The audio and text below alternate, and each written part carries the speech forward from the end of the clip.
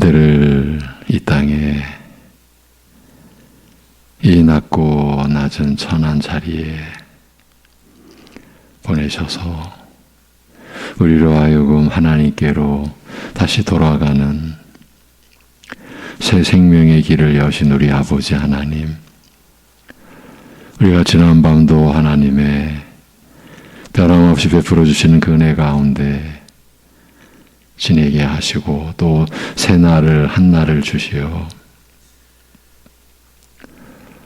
이 땅에 사람으로 나셔서 우리 위에 죽으심으로 우리의 죄를 없이 하여 주신 하나님의 사랑과 주님의 은혜로 이 한날을 살게 하신 하나님의 뜻을 저희가 믿음으로 받들고 성령을 따라 그 뜻을 쫓으며 살아갈 수 있는 이 날을 그렇게 주님을 의지하며 살아갈 수 있도록 우리 모두를 붙잡아 주시고 우리를 통하여 하나님의 온전하신 뜻이 이루어지는 일에 우리 각자의 삶이 이 세상의 가치가 아니라 하나님께서 귀히 여겨주시는 그 가치로운 삶이 되게 인도하여 주시옵소서.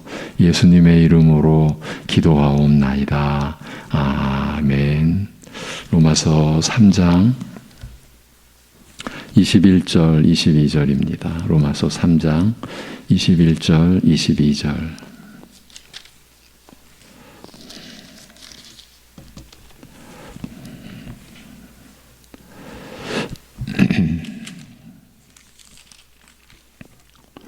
로마서 3장 21절 22절 같이 보십니다. 이제는 율법 외에 하나님의 한 의가 나타났으니 율법과 선지자들에게 증거를 받은 것이라. 곧 예수 그리스도를 믿음으로 말미암아 모든 믿는 자에게 미치는 하나님의 의인이 차별이 없느니라. 아멘. 사도 바울은 모든 사람에게 복음을 전하고자 그처럼 애쓰는 이유를 밝히되 복음은 믿는 자로 하여금 구원에 이르게 하는 하나님의 능력이기 때문이라고 하였습니다. 사람을 구원하는 하나님의 능력이라고 한 한마디 한마디가 의미심장합니다. 복음은 사람을 구원하는 능력이며 그것도 사람의 능력이 아니라 하나님의 능력인 것입니다. 이것이 바로 복음의 영광이요 자랑입니다. 이어서 복음이 이처럼 구원의 능력을 발휘하는 까닭이 무엇인지 밝히기를 복음 안에는 하나님의 의가 나타나기 때문이라고 하였습니다. 복음으로 하여금 구원의 능력을 발휘하게 하는 결정적인 것이 바로 복음을 통하여 나타나는 하나님의 의라고 알린 것입니다. 하나님의 의가 복음의 핵심인 것입니다.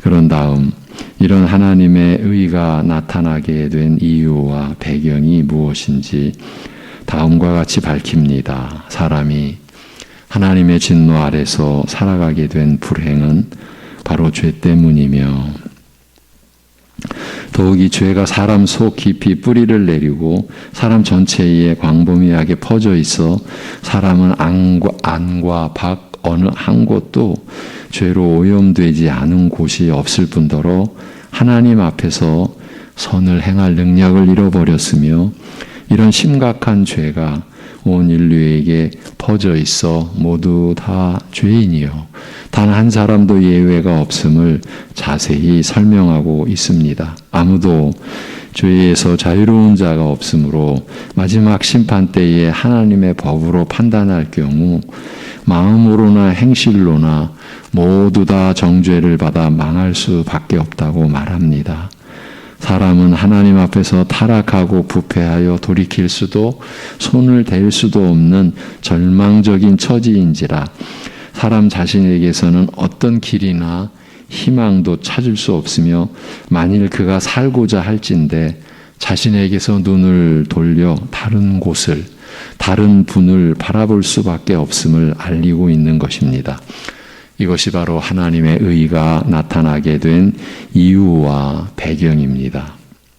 오늘 본문 그러나 이제 율법과 상관없이 하나님의 의가 나타났으며 율법과 선지자들에 의해 증거를 받은 것이라고 합니다. 로마서 1장 18절에서 3장 20절에 이르기까지 장문의 내용을 통하여 하나님의 의가 나타나게 된 이유와 목적 그리고 배경에 대하여 자세히 설명하였습니다만 그런 다음 이미 로마서 1장에서 복음에는 하나님의 의가 나타나서 믿음으로 믿음에 이르게 하나니라고 선언하였던 내용을 계속 더 깊이 설명하고자 오늘 말씀은 이제는 율법 외에 하나님의 한 의가 나타났으니 라는 말로 시작하고 있습니다.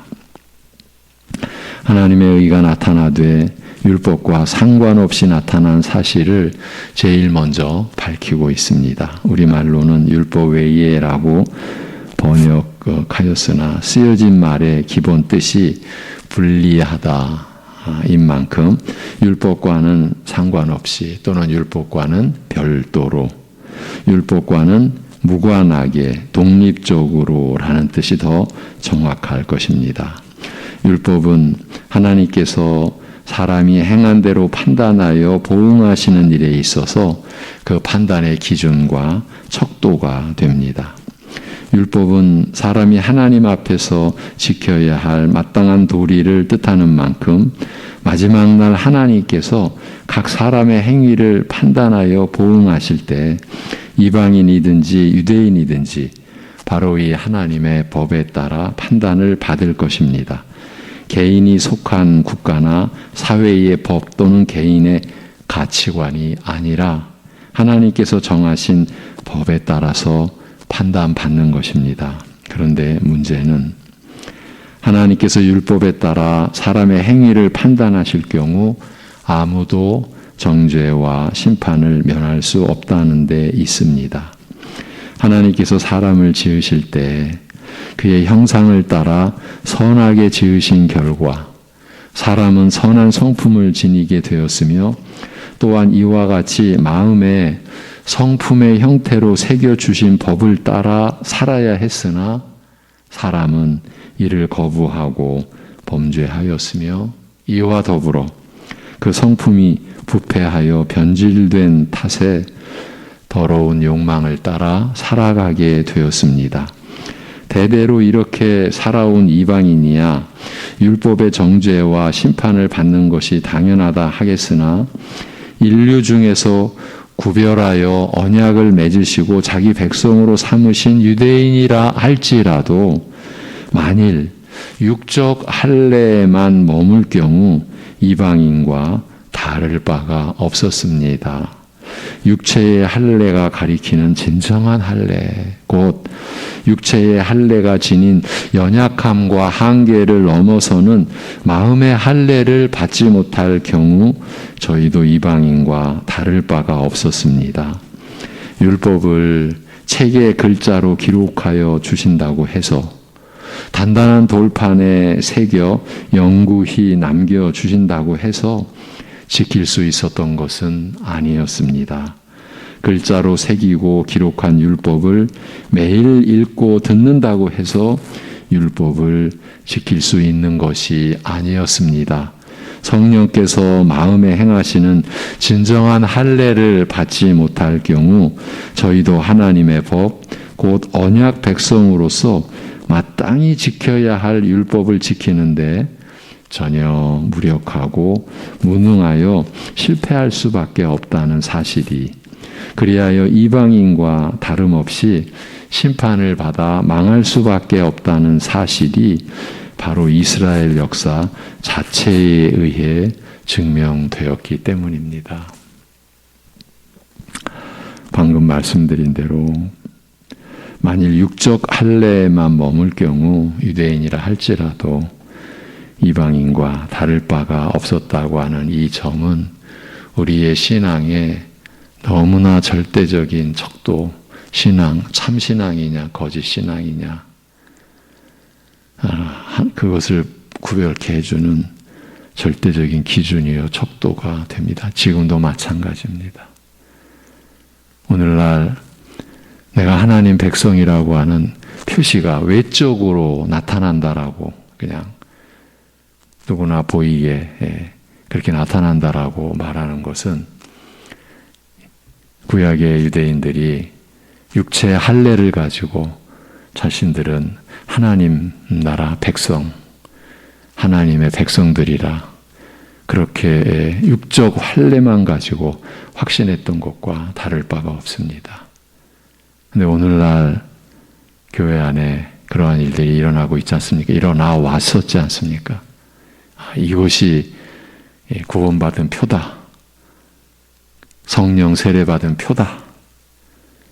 그것이 교회 안에서 구분이 안 되고 오히려 그런 것을 더 쫓아가고 이게 우리의 현실이라는 것을 또 짚어드리지 않을 수가 없습니다.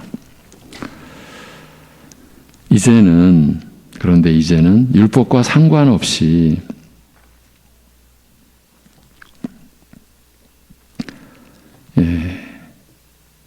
다시 한번 말씀을 드리고 가야만 될 것 같습니다. 그러니까 글자로 새기고 기록한 율법을 매일 읽고 듣는다고 해서 율법을 지킬 수 있는 것이 아니었다. 이렇게 말씀을 드렸습니다. 성령께서 마음에 행하시는 진정한 할례를 받지 못할 경우 저희도 하나님의 법, 곧 언약 백성으로서 마땅히 지켜야 할 율법을 지키는데 전혀 무력하고 무능하여 실패할 수밖에 없다는 그 사실이 그리하여 이방인과 다름없이 심판을 받아 망할 수밖에 없다는 사실이 바로 이스라엘 역사 자체에 의해 구약 역사 자체에 의해 증명되었기 때문입니다. 육적 할례에만 머물러서는 안 되고 그 육적 할례가 가리켰던 성령께서 우리의 마음에 행하시는 진정한 할례, 신약의 표현으로 하자면 그리스도께서 성령으로 베푸시는 그 할례, 곧 성령님의 역사로 말미암아 우리의 옛사람이 죽고 새 사람으로 다시 살게 하는 그 세례의 은혜가 우리 안에 이루어졌을 때에 우리가 율법을 지키며 하나님의 법에 순종하는 삶을 우리가 수행해 갈 수 있다. 그 말씀인 것입니다. 그러나 이제는 율법과 상관없이 별도로 하나님의 의가 나타났다는 말씀은 사람이 하나님 앞에서 마땅히 살아야 할 바른 도리를 가르치는 율법만으로는 이방인이나 유대인이나 다 같이 정죄받아 망할 수밖에 없는 바로 그 절망적인 상황에서 벗어나게 하는 또 다른 길, 별도의 길로서 하나님의 의가 나타났다는 그 뜻입니다. 율법으로는 자신이 하나님 앞에서 정죄받아 영원히 망할 수밖에 없는 죄인임을 깨달아 절망할 뿐이지만 바로 이런 절망에서 구원하여 살 소망을 얻게 하는 길로서 생명의 길로서 율법과는 상관없이 별도로 하나님의 의가 나타났다는 뜻입니다. 이 하나님의 의는 율법과 선지자들에게 증거를 받은 것이라고 말합니다. 우리가 이 점을 확인하기 위하여 그동안 로마서 1장의 말씀을 살피고 온 것입니다. 말을 시작할 때는 하나님의 의가 율법과는 상관없이 별도로 나타났다고 하였으나 말을 마칠 때는 바로 그 율법에 의해 증거를 받는다. 율법과 상관없이 나타났다고 하면서 결국은 그 율법에 의해 증거를 받는다고 하니 앞뒤가 맞지 않는 것 같아 곤혹스럽습니다. 그러나 율법과 상관없으면서도 동시에 율법에게서 증거를 받는다고 한 이 말씀이 만일 말실수가 아니라면 사도가 잘못 기록한 것이 아니라면 결국 하나님의 의와 율법의 관계가 단순하지 않다. 그 뜻이 복잡할 만큼 깊은 것이라고 할 수밖에 없을 것입니다. 하나님의 의의는 율법과 상관없이 나타났다라고 하니 언뜻 율법과 반대되는 것이라 율법을 부정하는 것이라고 생각하기 쉽습니다만 예수님께서는 하나님 나라의 복음을 전하시면서 예수님께서 처음부터 명백하게 밝히시되 내가 율법이나 선지자나 폐하러 온 줄로 생각하지 말라. 폐하러 온 것이 아니요 완전케 하려 함이로다.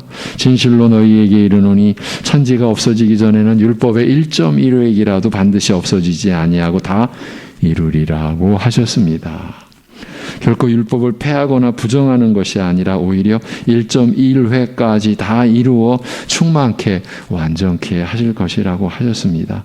로마서 자체도 3장 31절에서 그런즉 우리가 믿음으로 말미암아 율법을 폐하느냐 그럴 수 없느니라 도리어 율법을 굳게 세우느니라고 하여 복음이 율법을 폐하는 것이 아니라 오히려 굳게 세운다는 사실을 밝히고 있습니다. 율법과 복음은 서로 부정하고 배제하는 관계가 아니라 서로 세우고 증거하는 관계인 것입니다. 율법으로는 죄를 깨달을 뿐이라고 하셨습니다만 바로 율법이 이처럼 우리의 죄를 드러내어 정죄하기 때문에 율법 외에 다른 곳에서 길을 찾게 되는 것입니다. 만일 율법이 나로 하여금 하나님 앞에서 소망 없는 죄인임을 깨닫게 하지 않았다면 우리는 그리스도의 은혜를 바라고 찾지도 않았을 것입니다. 율법이 죄를 드러내어 죄인으로 정죄함으로써 오히려 나를 그리스도에게로 인도하는 이런 역할을 두고 율법은 그리스도에게 인도하는 몽학선생, 가정교사 이렇게 말하는 것입니다. 이것이 율법과 복음의 관계, 서로 부정하고 배제하는 관계가 아니라 서로 세우고 증거하는 관계인 것입니다. 언약 백성인 이스라엘에게는 더욱 그러하였습니다. 시내산에서 언약을 맺으시면서 율법을 선포하여 이스라엘로 순종을 맹세하게 하셨습니다만 그 후 말씀하시기를 너희의 완악한 성품으로 말미암아 너희는 결코 이 법을 지키지 못할 것이요 그 결과 약속의 땅에서 쫓겨나리라고 예언하셨습니다. 이 신명기 31장입니다. 너희 앞에 생명의 길과 사망의 길이 있다. 택하라. 너희 앞에 축복의 길이 있고 저주의 길이 있다. 택하라. 이것이 이 앞의 내용입니다. 그런데 그렇게 말씀하시고 그러나 너희의 완악한 성품으로 말미암아 너희는 결코 이 법을 지키지 못할 것이라. 달리 표현하면 너희들은 결코 생명의 길, 축복의 길을 택하지 못할 것이다. 택하지 않을 것이다. 그 결과 약속의 땅에서 쫓겨나리라. 하늘과 땅을 증인 삼아서 말씀하셨습니다. 그래서 나중에 이사야 선지자가 그 1장에서 하늘이여 들으라 땅이여 들으라 모세와의 그 언약 속에서 하늘과 땅을 증인 삼아 뭘 예언하셨습니까? 너희는 결코 이 법을 지키지 못할 것이다. 그러니까 우리가 그러한 말씀을 잘못 보고서 내 앞에 두 길이 있구나. 선택하라 하셨지. 내가 축복의 길을, 내가 생명의 길을 선택하면 내가 사는 거지. 그렇게만 보시면 성경을 우리가 너무 잘못 보는 것이죠. 바로 31장에서는 못 지킨다. 쫓겨난다. 인생의 모든 그 형편과 처지를 그렇게 드러내어 주신 것이죠. 우리가 하나님의 말씀을 그렇게 받고 간직하고 그 안에서 우리가 하나님께 나아가야만 합니다. 그래서 육체의 할례를 행하여 언약 백성의 표지로 살게 하신 다음에도 거듭 마음의 할례에 대하여 언급하시면서 구약 이스라엘이 이 말씀을 들었어야 했는데 거듭 마음의 할례에 대하여 언급하시면서 육적 할례의 연약함과 한계에 대하여 일깨우신 것은 그리스도 안에서 베푸시는 바 성령으로 마음에 행하시는 그 진정한 영적 할례를 바라고 사모하게 하고자 하신 것이었습니다. 예. 죄에 대하여 죽고 의에 대하여 살게 하시는 그 진정한 영적 할례, 그 세례의 그 역사를 바라고 사모하게 하고자 하신 것이었어요. 율법은 제사를 통하여 죄사함 받는 은혜에 대하여 명백하게 알림으로써 율법을 주시면서 또 제사의 이 의식이죠. 그 그리스도의 모든 은혜를 예표하는 그 제사를 통하여 죄사함 받는 은혜에 대하여 명백하게 알림으로써 이스라엘이 곧 하나님의 나라가 은혜 위에 세워지는 나라임을, 특히 죄사함의 은혜 위에 세워지는 나라임을 증거하였습니다. 우리가 구약의 제사 제도를 떠올릴 때마다 우리가 속하게 된 이 영원한 하나님 나라는 죄사함의 은혜 위에 세워지는 나라, 그 나라를 증거해 주신 구약의 역사라는 걸 우리가 기억을 해야 됩니다. 그래서 예수 그리스도께서 이 땅에 오신 본질적인 궁극적인 목적이 죄를 없이 하시려고 올해 성탄절 말씀에 요지 아니었습니까? 죄를 없이 하시려고. 우리가 성탄절을 기뻐해야 하는, 기뻐하지 않을 수 없는 그 본질적인 내용이 우리의 죄를 없이 하시려고, 하늘 보좌 버리시고 이 낮고 천한 곳에 임하신 것, 그걸 우리가 감사하고 자랑하고 기뻐하는 것 아닙니까? 이렇게 하나님의 의는 율법과 상관없이 나타나되 율법에게 증거를 받았다고 하였습니다만 율법뿐 아니라 선지자들에게도 증거를 받았다고 말합니다. 복음이 선지자들에게 의해서도 특히 그들이 기록하여 남긴 계시를 통하여 증거된 사실에 대해서는 바로 로마서 1장 2절이 확인하되 이 복음은 하나님이 선지자들로 말미암아 그의 아들에 관하여 성경에 미리 약속하신 것이라고 적고 있습니다. 율법과 선지자들이라는 표현이 흔히 옛 언약 시대에 주어진 계시를 총칭하는 말로, 즉 구약 성경이라는 뜻으로, 그러니까 율법과 선지자들 하면 구약 성경 이런 뜻으로 사용됩니다만, 이런 점을 고려하면 결국 하나님께서 옛 언약 아래서 주신 계시 전체가 복음의 핵심인 하나님의 의에 대하여 증거하고 있다는 뜻이 될 것입니다. 여러분, 구약 역사 전체가, 옛 언약 아래서 주신 계시 전체가 하나님의 의에 대하여 복음의 핵심인 복음, 예수 그리스도께서 사람으로 나시고 죽으시고 부활 승천하사 하나님 보좌 우편에 만유의 주로 좌정하신 그 복음, 그 복음의 핵심인 하나님의 의에 대하여 구약 역사, 그 옛 언약 아래서 주신 계시 전체가 바로 그 복음의 핵심인 하나님의 의에 대하여 증거하고 있다, 그 말인 것입니다. 좀 물론 넓게 보면 모세도 선지자요, 아니 이후 모든 선지자의 전형인 점을 고려하면 모세가 남긴 글도 선지서라고 할 수 없는 것은 아닙니다만, 아브라함의 약속을 이루시되 이스라엘을 애굽에서 구하여 내시고 시내산에서 언약을 맺어, 모세와의 언약이죠. 그 언약을 맺어 자기 백성으로 삼으신 초창기의 역사와 관련된 계시로서 특별히 구별하여 율법이라고 부르는 만큼 선지서들은 그 이후의 이스라엘 역사와 밀접한 관련을 갖는 계시라고 할 수 있습니다. 이제 22절을 대략 보면서 마무리하겠습니다.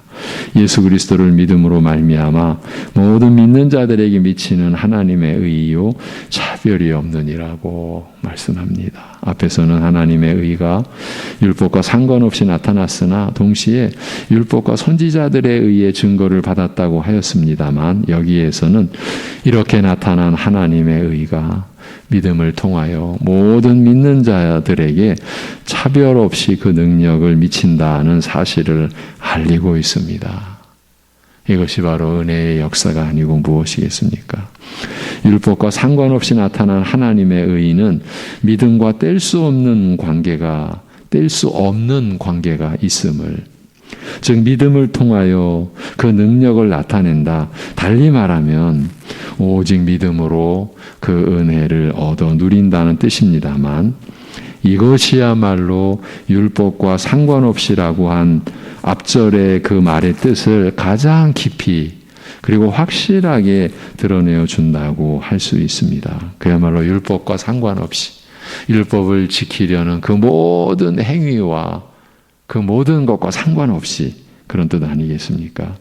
하나님의 의는 오직 믿음을 통하여서만 그 능력을 발휘하는 것입니다.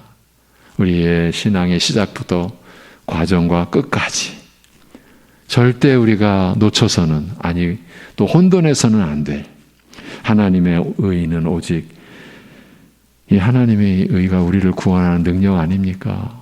이 죄인들을 구원하는. 그런데 그 하나님의 의는 오직 복음을 통해서만, 아니 믿음을 통해서만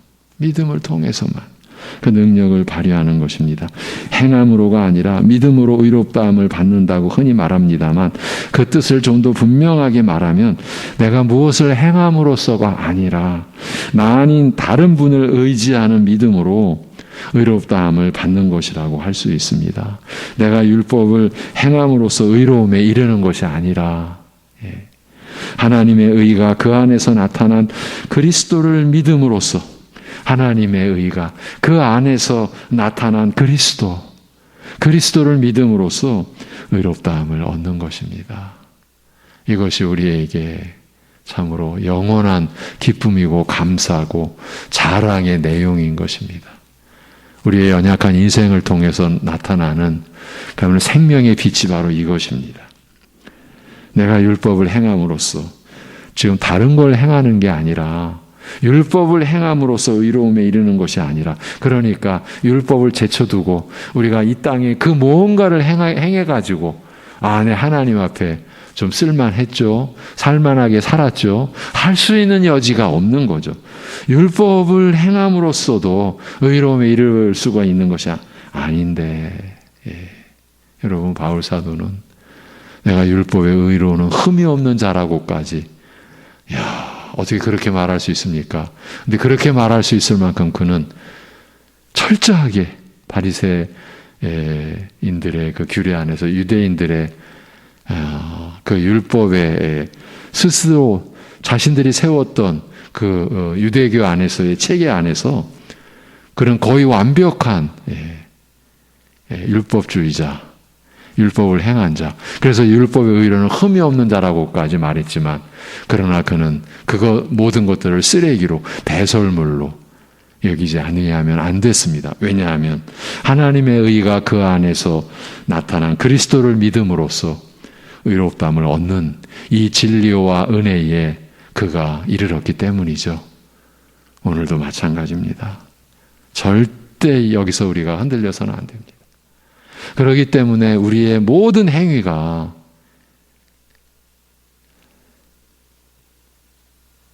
다른 사람들과 나를 하나님 앞에서 구별시켜주는, 남들과 나는 다르지, 그렇게 나를 내세우게 해주는 그런 행위가 있을 수 없다라는 이런 전제가 세워지는 거예요. 그런데 교회 안에서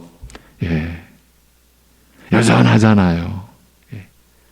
뭔가를 하는 사람들이 소리치고 큰 소리 내고 그걸로 다른 이들과 비교, 상처 주고 자기를 내세우고, 여러분, 갈수록요 그게 무섭습니다. 다른 사람들과 나를 구별되게 해주는 어떤 행위가 있다고 해서 다른 교인들, 다른 사람들을 그렇게 취급하는 것이 얼마나 무서운 일인지가 그게 두려운 거예요. 하나님의 형상을 우리는 그렇게 이용하는 거예요. 직접적으로 하나님을 이용하는 거예요. 그게 무섭지 않습니까? 그래서 우리의 행위는 그야말로 전부 다 감사일 뿐인 거예요.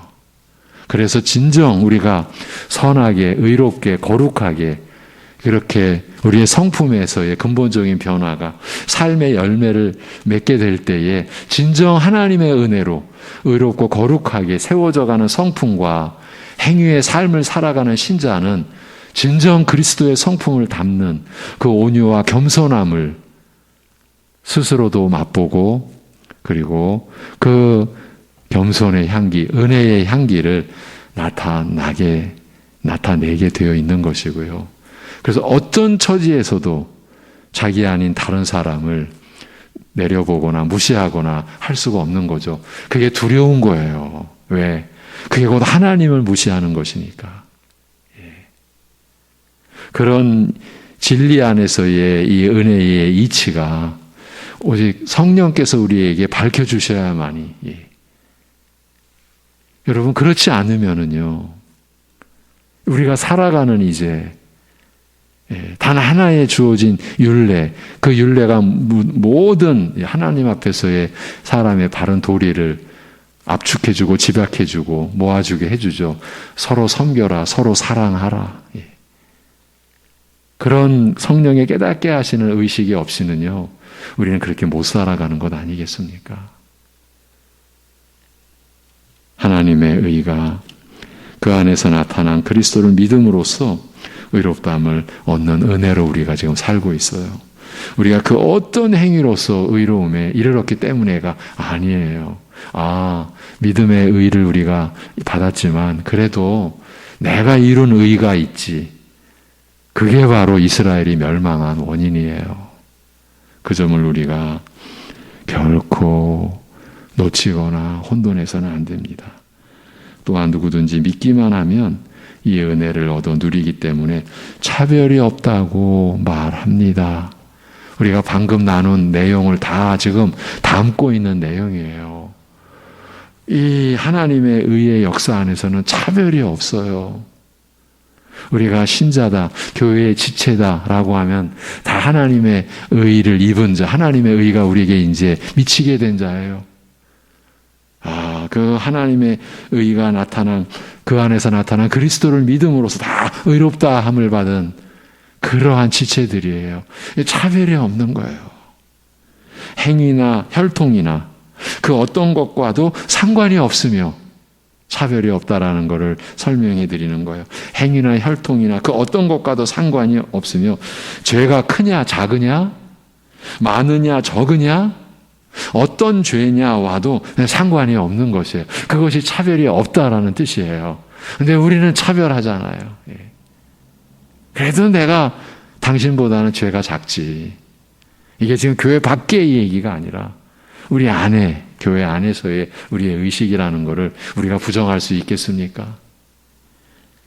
그게 다 우리가 뭐에 지금 걸리는 겁니까? 우리가 말씀에 다 걸려 넘어지고 있는 건데, 넘어지면서도 넘어져 있는 상태인데도 우리는 우리 자신을 못 보는. 그래서 저는 이 새벽에 여러분과 이러한 말씀을 나누는 게 너무 감사한 거예요. 우리 자신을 버려두지 않으시고 우리를 또 일깨워 주니까요. 여러분, 행위나 혈통이나 그 어떤 것과도 상관이 없고 죄가 크냐 작으냐 많으냐 적으냐 어떤 죄냐와도 상관이 없습니다. 그것이 차별이 없다라는 뜻입니다. 무슨 죄를 지어도 좋다는 그런 뜻이 아니라 하나님의 의가 지닌 능력이 그만큼 크고 강하며 높다. 바로 그 뜻입니다. 기도하겠습니다.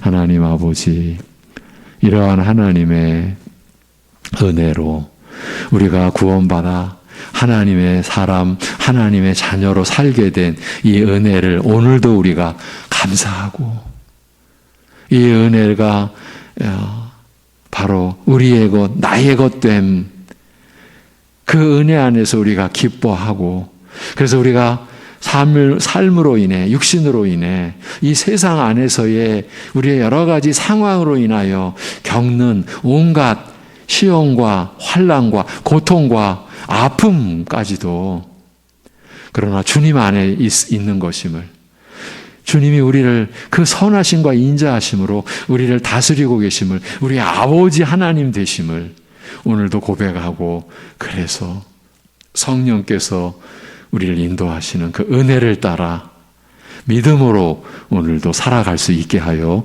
주시옵소서. 예수 그리스도의 이름으로 기도하옵나이다. 아멘.